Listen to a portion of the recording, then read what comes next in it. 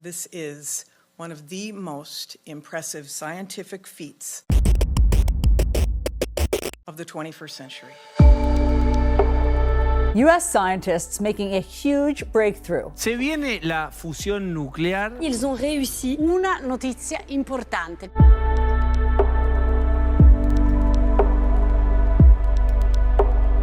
It has ever been done in a laboratory.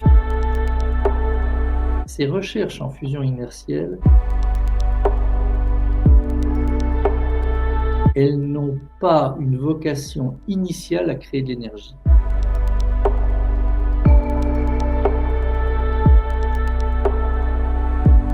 On est aujourd'hui dans la fusion magnétique à un stade beaucoup plus avancé.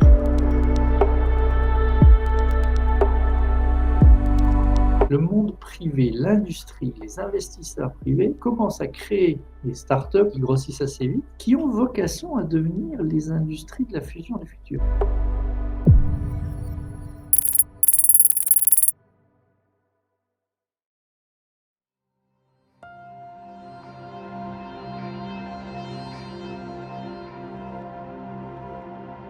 Le soupçon comme quoi les réactions de fusion, c'était des réactions qui énergisaient les étoiles, ça date de 1920, avant même qu'on ait découvert la radioactivité naturelle, le neutron, etc. Perrin, quand on est français, ou Eddington, quand on est anglais, mais en fait, ils ont découvert les choses en même temps aussi en parlant l'un avec l'autre, ont émis l'hypothèse que c'était bien, d'une façon ou d'une autre, des réactions nucléaires qui faisaient que les petits noyaux se collaient, faisaient des gros, etc. Et que de ça, il y avait de l'énergie.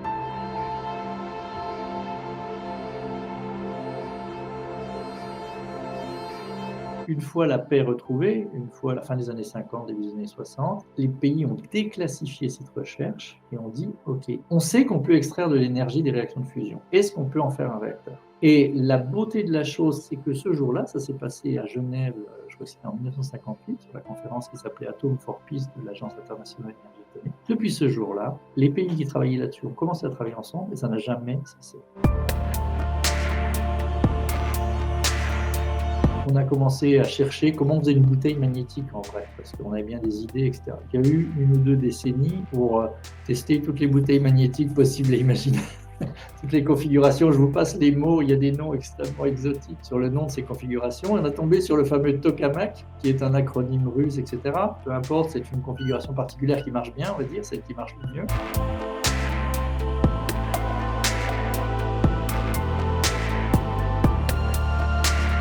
Après, on s'est dit, qu'est-ce qu'il faut faire pour améliorer ça? Donc, on s'est mis à étudier la bouteille. Je vais faire une bouteille un peu plus grosse, je vais la faire un peu plus ronde, je vais la faire un peu plus comme ci, un peu plus comme ça. Il y a des paramètres extérieurs, ça s'appelle le champ magnétique, ça s'appelle le courant plasma, qui s'appelle la densité. Donc, il y a beaucoup de laboratoires en connexion les uns avec les autres dans le monde entier qui ont commencé à fabriquer des tokamaks et étudier ce qu'on appelle une dépendance paramétrique du problème. Je vais pousser le champ magnétique un peu, voir quelle est son influence. Je vais pousser le courant, voir quelle est son influence. Je vais pousser la densité.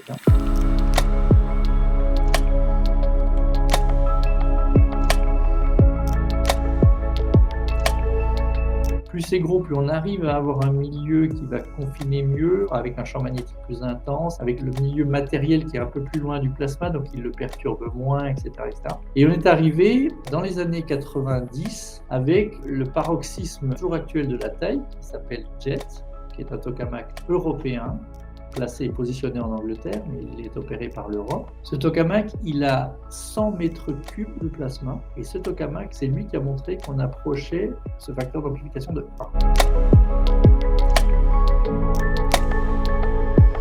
Comprenez bien que si je veux faire une réaction de fusion sur un temps long et que j'ai besoin de champs magnétiques, il me faut des bobines pour fabriquer ces champs magnétiques qui peuvent vivre longtemps. Tout de suite, ça pointe sur les technologies supraconductrices.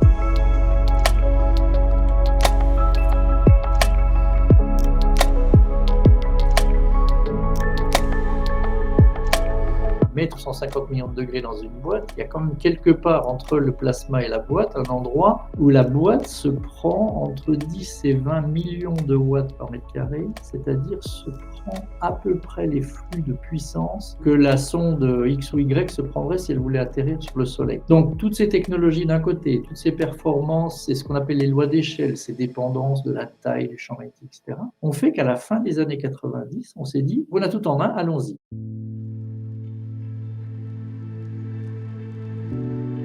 Quand on veut faire des choses comme ça, on doit trouver des emblèmes, on doit trouver des grandes aventures. La science, l'art, le sport sont des activités humaines hors politique, symboliques. Et donc en fait, le symbole du rapprochement Est-Ouest en 85 d'abord, et puis qui s'est suivi par des actes, il y avait ITER, il y avait la fusion, il y avait le fait qu'il y avait un certain nombre de gens qui disaient on doit pouvoir y aller.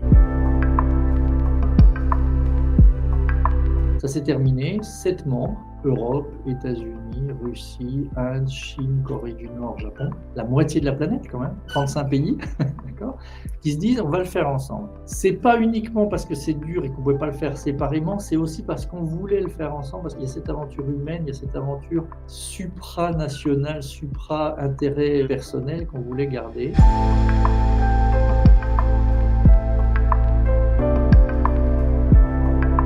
Il y a 20 ans, on faisait du papier. Il y a 10 ans, on a commencé à faire du béton. Aujourd'hui, on assemble la machine avec une perspective que cette fameuse démonstration complètement intégrée et cette espèce de « c'est bon, on peut maintenant parler d'un réacteur commercial » arrivera dans le milieu des années 2030.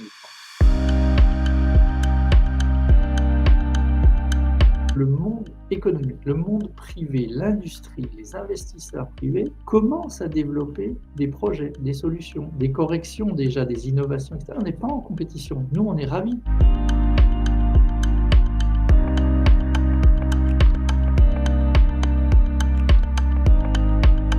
On est dans ce passage de main, dans ce qu'on appelle pompeusement le transfert de technologies, entre le laboratoire et l'industrie. On est assez confiant au milieu des années 2050, on pourrait commencer à avoir un réacteur prototype qui peut fonctionner.